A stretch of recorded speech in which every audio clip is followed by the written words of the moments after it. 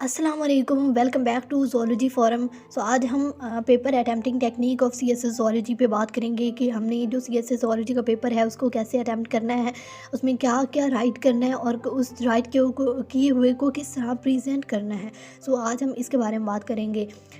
तो क्वेश्चन इस पे बात करने से पहले आप सबको नया साल बहुत बहुत मुबारक हो। अल्लाह करे कि नया साल जो है ये आपके लिए बहुत ज़्यादा खुशियाँ लेके आए और अल्लाह ताला आपको हिम्मत दे, आपको ताकत दे ताकि आप अपने गोल्स को अचीव कर सकें।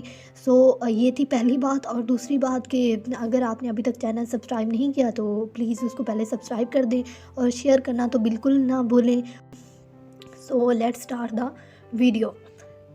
इसमें दो मेन पॉइंट्स आते हैं, मतलब आप पेपर अटैम्प्टिंग टेक्निक्स में ना मैं दो पॉइंट्स के बारे में बात करूँगी। सबसे पहले एक में है कि आपने क्या व्हाट टू राइट, कि आपने उसमें राइट क्या करना है, कौन कौन सी चीज़ें हैं जो आपने अपने पेपर में को अटैम्प्ट करते हुए उसमें राइट करनी है, किन चीज़ों से आपका जो है वो इंक्रीज़ हो सकता है, मतलब आपका चांस ऑफ पास करना इंक्रीज़ कर सकता है, चांस है पासिंग का इंक्रीज़ कर सकता है। उसके अलावा अच्छे मार्क्स जो है वो आप गेन कर सकते हैं किन चीज़ों को राइट करके।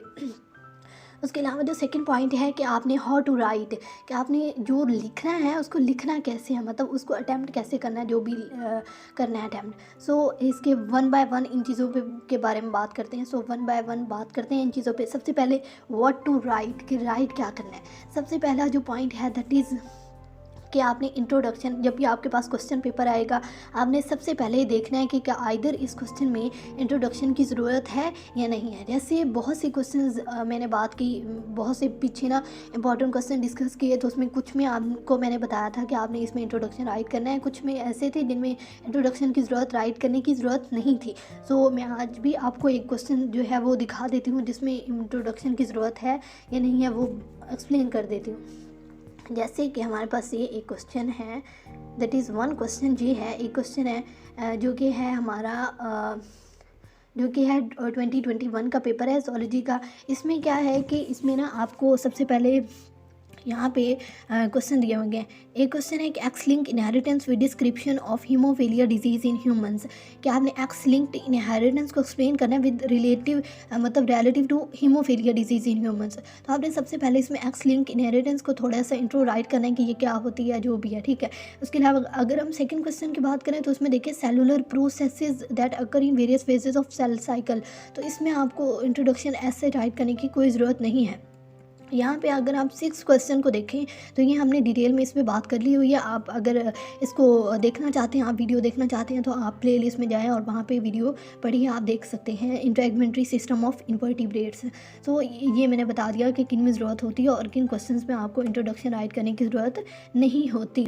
अब दूसरा पॉइंट है कि रेलिवेंट मटीरियल, कि आपने जो भी मटीरियल लिखना है वो रेलिवेंट होना चाहिए उस क्वेश्चन से। ये नहीं है कि खुद से बातें बना देनी है, खुद से लिखना है, नहीं, आपने लिखना है जो वो उस टॉपिक से रेलिवेंट होना चाहिए। जो उन्होंने आपको कहा है आप वही राइट करें, खुद से कोई बातें नहीं करनी, खुद से मतलब फजूल चीज़ें अंदर ऐड नहीं करनी खुद, और बस टू द पॉइंट चीज़ें जो है वो ऐड करनी है, रेलिवेंट मटेरियल उस टॉपिक से रिलेटेड ही ऐड करना है। थर्ड पॉइंट है कि आपने डायग्राम, जो भी डायग्राम्स होती हैं, फ्लो शीट्स डायग्राम्स होती हैं, ये आपके पेपर को इन्हेंस कर देती हैं। और हमेशा आई थिंक जो है साइंस स्टूडेंट्स हैं उनके लिए यही एक प्लस पॉइंट होता है कि जो डायग्राम्स और फ्लो शीट्स को अंदर वो ऐड कर सकते हैं, क्योंकि उनके पेपर जो है उसको इन्हेंस करती हैं, पेपर को बहुत ही अच्छा दिखाती हैं, प्रेजेंट बहुत अच्छा करती हैं। सो ये एक प्लस पॉइंट है। उसके बाद आप रेफरेंसेस ऐड कर सकते हैं। रेफरेंसेस जैसे आपके पास आपके सिलेबस में बहुत सारी बुक्स होती हैं, लाइक मैं आपको दिखा भी देती हूँ हमारे सिलेबस में। फॉर एग्जांपल अगर हम बात करें तो ये सिलेबस है, तो इसमें ना 5 बुक्स हैं। इसके अलावा और भी बहुत सी बुक्स होती हैं। तो लाइक अगर हम फिजियोलॉजी के पोर्शन के लिए बात करें तो गाइटन की बुक, तो ये डिफरेंट होती हैं, मार्केट में भी आपको बहुत सी अवेलेबल होती हैं। तो ज़रूरी नहीं है कि आपने सारी बुक्स को ही कंसल्ट करना है, आप जस्ट थोड़ी सी मतलब 1-2 बुक्स पढ़ सकते हैं। उसके अलावा जो भी बुक्स हैं उनको एज अ रेफरेंस आप उस पेपर में कोट कर सकते हैं कि ये बात उस बुक में भी थी, ये ऐसे भी थी, ठीक है। तो ये एक चीज़ पेपर को इन्हांस करती है, ये एक अच्छा इंप्रेशन क्रिएट करती है। उसके अलावा आप डिफरेंट आर्टिकल्स लिख सकते हैं। आर्टिकल्स जो हैं उनकी जो मेन पॉइंट होता है वो आप एज अ रेफरेंस कोट कर सकते हैं। उसके अलावा एक और बहुत ही बोनस पॉइंट, मतलब एक एक्स्ट्रा पॉइंट जो है मेरे माइंड में, वो मैं आपको बताना चाहती थी। इसमें ना आपके पास जब भी पहले पेपर आए, जैसे मैं आपको पेपर दिखाती हूँ ना 2021 का जो पहले दिखाया था, तो उसमें क्या था कि आप देखें तो ये पेपर है और पेपर है ना, तो उन्होंने दिया था, उन्होंने कहा कि ये ना टाइम अलाउड, इसके लिए टोटल टाइम जो है वो 3 आवर्स हैं, और आपके पास मैक्सिमम जो एमसीक्यूज़ हैं वो 30 मिनट्स के लिए हैं, और बाकी पेपर के लिए आपका बाकी टाइम दूसरे पेपर 2 के लिए है। तो मैक्सिमम मार्क्स जो है एमसीक्यूज़ के वो 20 हैं, और जो पार्ट 2 है उसके 80 मार्क्स होते हैं।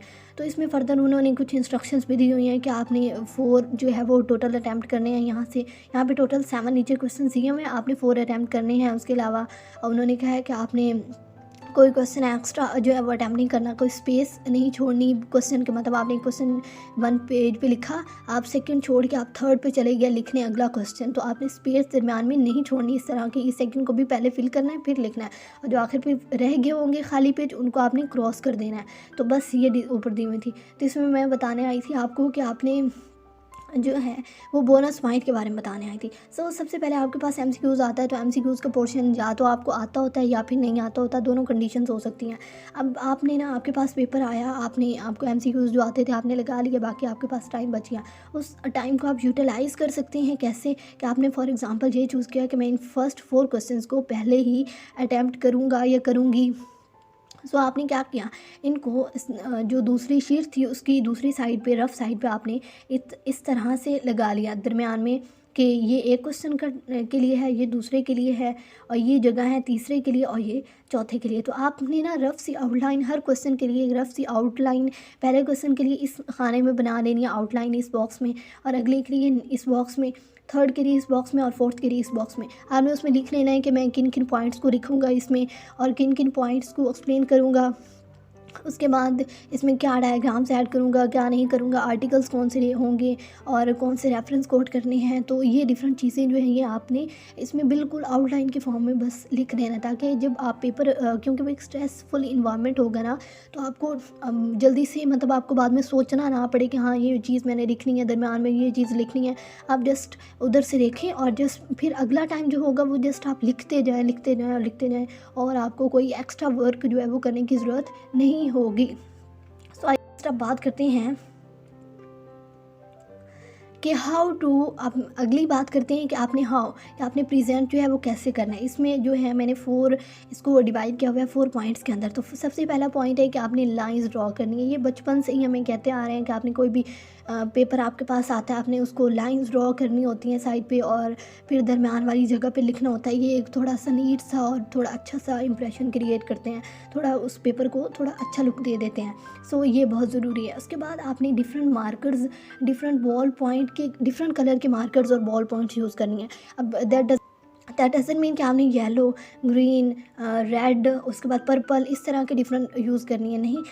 इट मीन्स कि आपने ब्लू और ब्लैक इन दोनों में से कोई एक यूज़ करनी है। कि अगर आप कोई चीज़ पैराग्राफ आपने ब्लू में राइट किया, तो अगर आप रेफरेंस कोट करने लगे स्विच आप कर लें उसको ब्लैक पे, ठीक है। तो इसका ये मतलब है। उसके बाद आपने पैराग्राफ्स बनाने का, आपने ये नहीं करना कि जस्ट यहाँ से शुरू किया है और पूरे पेज पे वो बस ऐसे ही आपने सिंपल फुल लिख दिया। नहीं, ऐसा बिल्कुल नहीं करना आपने कि पूरे पेज पे ऐसे ही लिख दिया। आपने पैराग्राफ्स करने हैं कि तकरीबन वो जो है इसका यहाँ तक वो पैराग्राफ अगर एंड हो रहा है, तो यहाँ से एक न्यू पैराग्राफ स्टार्ट हो जाए। ये, और एक बात को एक ही पैराग्राफ में एक्सप्लेन करना है, मतलब एक पॉइंट लेना है तो आपने उसको एक पैराग्राफ में एक्सप्लेन करना है। अगले पॉइंट के लिए आपने नेक्स्ट अगला पॉइंट जो है वो अगले पैराग्राफ में एक्सप्लेन करना है। ये एक चीज़। उसके बाद लास्ट पॉइंट है कि all questions in the same length, कि सारे क्वेश्चन जो है उनकी लेंथ सेम होनी चाहिए। फॉर एग्जांपल 4 क्वेश्चंस हैं टोटल, तो उनमें से आप जो है एक क्वेश्चन जो है उसको आप 5 पेजेस पे लिखते हैं पहले को, फिर आप क्या करते हैं कि दूसरे क्वेश्चन को आप 3 पे लिख लेते हैं, अगले को आप 4 पे लिखते हैं, फिर आप 5 पे लिखते हैं, फिर आप 2 पे लिखते हैं। ये नहीं करना, आपने बिल्कुल भी नहीं करना। इसमें सब क्वेश्चंस की लेंथ सेम होनी चाहिए। अगर आप पहला 5 पे लिख रहे हैं, सारे बाकी 5 में होना चाहिए। अगर आप पहला जो है 5 से ज़्यादा लिख रहे हैं, 6 में लिख रहे हैं, 4 में लिख रहे हैं, तो सारे उसी सेम लेंथ में होने चाहिए। लिख लिया। लेकिन आप ये कर सकते हैं कि अगर थोड़ा वैसा कोई क्वेश्चन आपको नहीं आता, तो आप उसको मिडल में ले आएँ।